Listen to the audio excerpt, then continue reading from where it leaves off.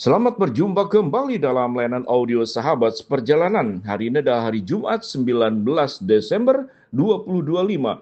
Tema renungan saat teduh kita dengan judul Dari Lahir Sudah Buta.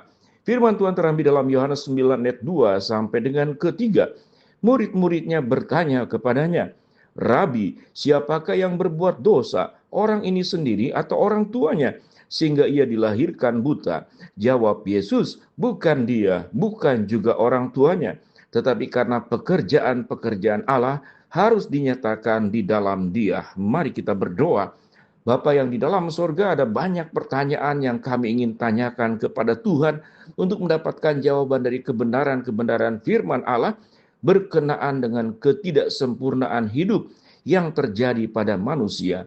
Dalam nama Tuhan Yesus kami berdoa, amin. Shalom sahabat seperjalanan yang dikasihi Tuhan. Bagaimana kita bisa mengatakan Tuhan itu sayang, Tuhan itu mengasihi, Tuhan itu memberikan anugerah, Tuhan itu memberikan damai sejahtera, Tuhan itu pemelihara yang luar biasa, gembala yang baik, sumber segala yang indah dan sempurna berasal dari Tuhan.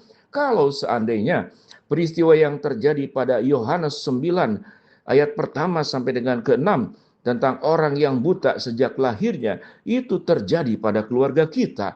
Anak yang terlahir yang dikandung di dalam keluarga kita sudah terlahir dalam kondisi terlahir sudah dalam keadaan buta. Kita akan sangat sulit memahami apa yang dijelaskan tadi, bahwa Tuhan itu sayang, Tuhan itu mengasihi, Tuhan punya rencana yang terbaik, terindah, Tuhan itu menciptakan sebagai sesuatu yang sempurna, tapi ada kecacatan yang lahir dari anggota keluarga kita. Maka pertanyaan ini juga yang ditanyakan juga oleh murid-muridnya. Murid-muridnya berpendapat, berpikiran dengan pemahamannya sendiri. Jangan-jangan ada dosa yang diperbuat. Ayat 2 dan ketiga dikatakan, murid-muridnya bertanya kepadanya, Rabi, siapakah yang berbuat dosa, orang ini sendiri atau orang tuanya, sehingga ia dilahirkan buta? Jawab Yesus, bukan dia, bukan juga orang tuanya, tetapi karena pekerjaan-pekerjaan Allah harus dinyatakan di dalam dia. Ayat yang kedua, pertanyaan daripada murid-muridnya sendiri itu tidak masuk akal. Bagaimana mungkin bayi yang di dalam kandungan itu berbuat dosa? Sudah terlahir, dia sudah dalam kondisi buta atau tidak melihat. Kecuali setelah dia proses dalam sebuah kehidupan, dia melihat, namun dalam perjalanannya kemudian mengalami kebutaan. Jadi pertanyaannya sendiri adalah pertanyaan di dalam keadaan kebingungan. Apakah orang ini sendiri atau orang tuanya? Apa yang dikatakan oleh Tuhan Yesus? Jawab Yesus, bukan dia, bukan juga orang tuanya, tetapi karena pekerjaan-pekerjaan Allah harus dinyatakan di dalam dia. Apa bagian ini? Apakah Tuhan menghendaki orang itu terlahir buta? Apakah Tuhan yang menghendaki yang memang seperti dalam kitab Keluaran pasal 4 ayat 11, siapakah yang membuat mulut manusia? Siapa yang membuat tuli dan buta? Bukankah aku Tuhan? Waktu percakapan Keluaran keempat, ketika Musa dipanggil Tuhan diutus untuk menjadi wakil Allah menyampaikan kebenaran firman Allah. Tetapi terjemahan yang sesungguhnya adalah bahwa Tuhan akan membuat segala sesuatu yang buruk itu menjadi baik. Mengapa pemahaman ini perlu kita mengerti? Mari kita lihat dari awal penciptaan, Allah menciptakan segala sesuatu dengan baik dan sangat luar biasa. Betapa baiknya, betapa indahnya. Apalagi manusia diciptakan sebagai yang terbaik dari semua ciptaan yang ada. Kita tahu dengan jelas indikator yang sangat sederhana. Selain manusia diciptakan menurut gambar dan rupa Allah, maka tidak ada IQ yang lebih tinggi seluruh ciptaan yang ada di muka bumi ini selain manusia. Indikator hanya satu bagian saja tentang IQ, tentang kemampuan. Tidak ada binatang yang bisa bangun rumah. Hanya manusia yang bisa membangun rumah. Tidak ada binatang yang bisa menciptakan teknologi. Hanya manusia bisa menciptakan teknologi. Tidak ada binatang makhluk lain yang bisa menciptakan berbagai macam penemuan-penemuan yang luar biasa, teknologi yang terbaru sekalipun selain manusia.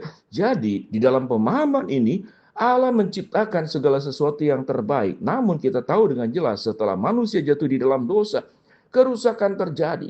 Tidak hanya berbicara tentang hidup manusia yang jatuh di dalam dosa, keberadaannya sudah tidak kudus dan hidupnya sudah di dalam bergelimangan dalam kegelapan, tetapi aspek lain termasuk fisik juga bermasalah. Alam pun bermasalah, binatang pun bermasalah, seluruh bagiannya menjadi bermasalah setelah manusia jatuh di dalam dosa. Jadi efek buta, efek cacat, efek ketidaksempurnaan itu bukanlah dari Tuhan.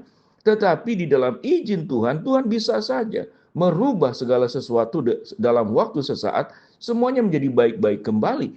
Itu adalah hak prerogatifnya Tuhan. Itu adalah kedaulatan Tuhan. Tetapi di dalam proses perjalanannya, Tuhan menyatakan seluruh kebaikan di dalam waktu dan rencananya. Sama dengan sebuah pertanyaan, mengapa iblis tetap bergentayangan, tetap bisa melakukan, mencobai, menggoda manusia? Mengapa Tuhan tidak habisi saja saat sekarang, supaya permasalahan itu selesai?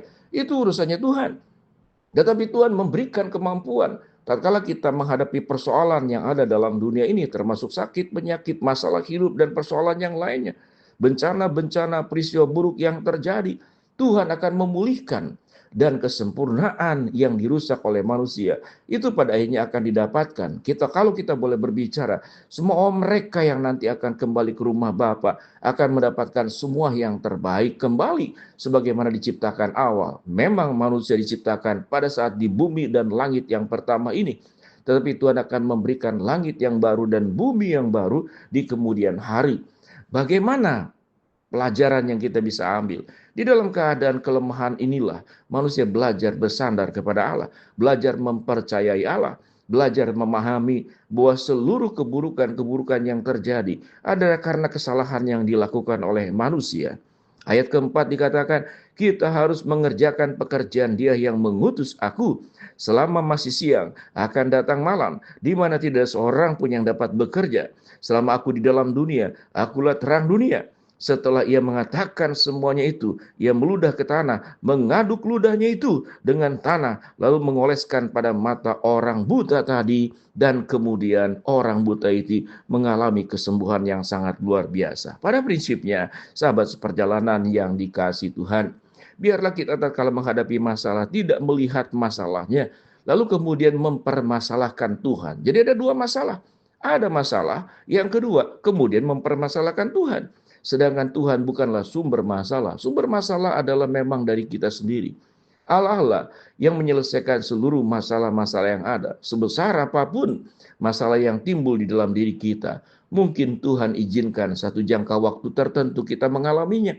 Atau selama di dalam dunia ada doa-doa yang kita sampaikan kepada Tuhan yang memang Tuhan tidak memberikan, tapi kesempurnaan semua yang baik akan diberikan suatu hari nanti. Tetapi kalau Tuhan memberikan saat sekarang, itu pun kembali adalah hak wewenangnya Tuhan. Namun selama kita hidup di dalam dunia, biarlah kita hidup baik-baik sebagaimana yang firman Tuhan. Biarlah kita hidup di dalam terang dan bukan di dalam kegelapan. Kita harus mengerjakan pekerjaan Dia yang mengutus aku. Selama masih siang, akan datang malam. Tidak ada seorang pun yang dapat bekerja. Selama aku di dalam dunia, akulah terang dunia. Mari kita hidup di dalam terang. Kegelapan yang namanya masalah bukanlah dosa kalau itu memang karena akibat dosa awal. Tetapi Tuhan meminta kita jangan sampai buta mata, tetapi yang paling utama jangan sampai hati kita dibutakan oleh dosa. Terang benderanglah hidup kita. Mari kita berdoa. Bapa dalam surga, terima kasih untuk firman-Mu yang sudah kami pelajari. Hamba-Mu berdoa buat yang sakit, Tuhan jamah sembuhkan, yang sedang menghadapi masalah, Tuhan bukakan jalan. Yang sedang berdoa mengharapkan sesuatu, Tuhan akan jawab sesuai dengan waktu dan rencana-Mu yang terbaik. Di dalam nama Tuhan Yesus kami berdoa. Amin. Shalom. Tuhan memberkati kita semua.